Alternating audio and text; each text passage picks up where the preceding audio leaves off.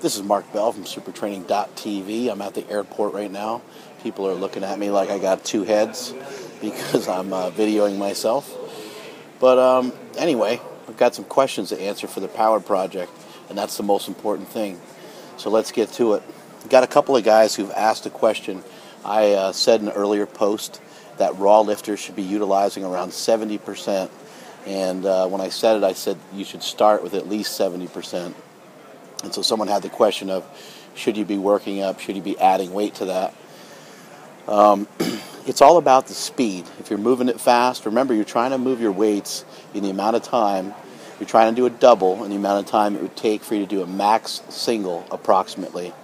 So if you're moving the weights fast and you've got a good speed going, then add a 10 to each side and see how that goes. My recommendation for 70%, that may not apply to every single person. That's why with Louie Simmons you see such a wide variety of percentages being suggested. I would say if you're a geared lifter, you're going to utilize about 50%.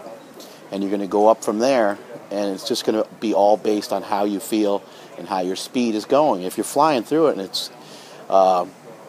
it's way too easy, then add some weight, because it should not be easy. Just because you're moving fast and because it's dynamic day doesn't mean it should be really, really easy. If you're a raw lifter, I would say your percentages should probably start somewhere around 60%, and then you can make a judgment call from there. 70% is a number that I've seen work the best with the lifters I've worked with. In working with Stan Efferding, we needed at least 70%, and a lot of times we'd go 70, 75, and 80. He would do about 3 sets of each percentage. So he'd do 3 sets at 70%, 3 sets at 75, 3 sets at 80. That would be 9 sets.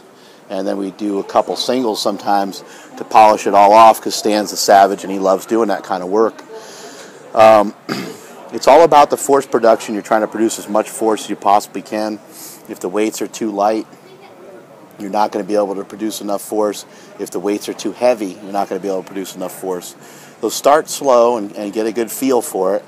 And if you're a raw lifter, like I said, start with about 60 to 70%, somewhere in that range, and find what feels right to you. 70% is what I have seen work well for others.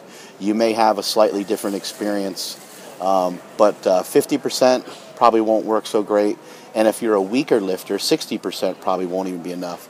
I mean, think about it. If you squat let's say you squat 300.